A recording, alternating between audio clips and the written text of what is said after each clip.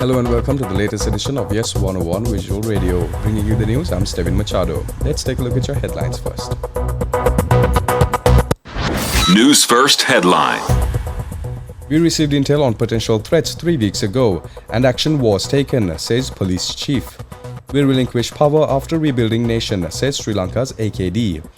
Modi meets Xi Jinping as India-China ties recover from 2020 military clash. Dictioner in as Sri Lanka opt to bowl in a 44-over contest.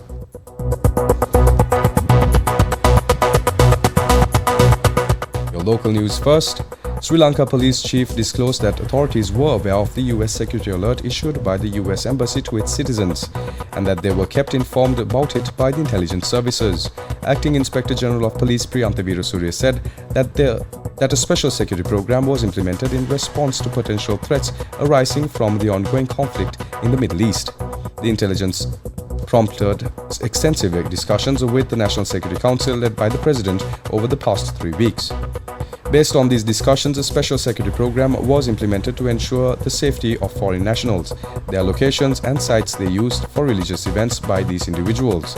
The acting police chief said that the program involved police stations, the police special task force and the intelligence personnel. The National Security Council, which met again this morning, included that commanders of 3 armed forces, intelligence heads, the Defense Secretary, the President's Secretary and the Secretary to the Ministry of Public Security.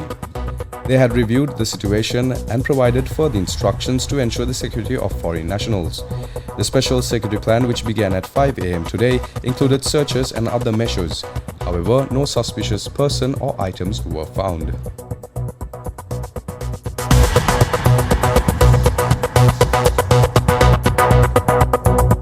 On more local news, Sri Lanka President Anukumara Dissanayake has pledged to step down from power once the country has been successfully uplifted and rebuilt.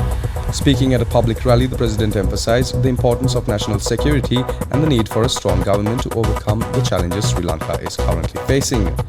President Anukumara Dissanayake highlighted the significance of the 14th of November, marking it as the date for the largest cleanup campaign in Sri Lanka, referred to as the Great Parliamentary Cleanup.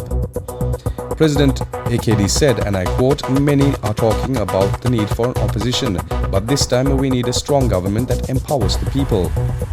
The president pointed out the divisive politics that have historically split the nation and pushed people towards nationalist parties. Addressing potential legal obstacles to unity, President Dissanayake assured the necessary changes would be made to ensure equal laws for everyone, regardless of ethnicity. The President also criticized those who have held power for extended periods, noting that political turmoil they now face.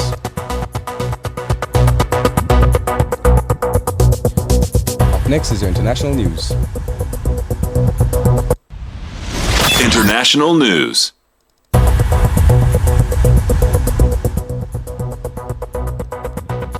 Indian Prime Minister Narendra Modi and Chinese President Xi Jinping held their first formal talks in 5 years today, signaling that ties between the Asian giants damaged by deadly military clash in 2020 had begun to recover. The 2 leaders met on the sidelines of the BRICS summit in the Russian city of Kazan. The Indian government and Chinese state media said 2 days after New Delhi announced that it had reached a deal with Beijing to resolve the 4-year military standoff on their disputed Himalayan frontier. Up next is your sports news. Sports news.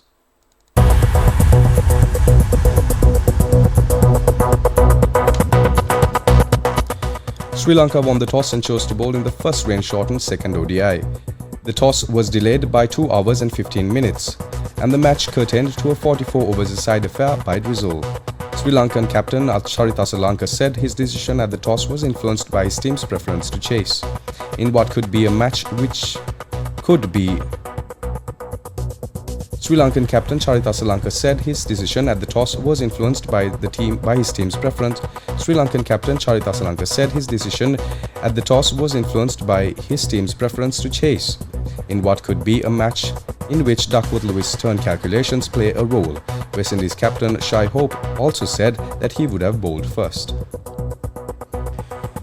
West Indies were bowled out for 89 runs in 36 overs, and Sri Lanka needs 190 runs to win. That's all the news we have for you this hour. Stay tuned for more of the very latest.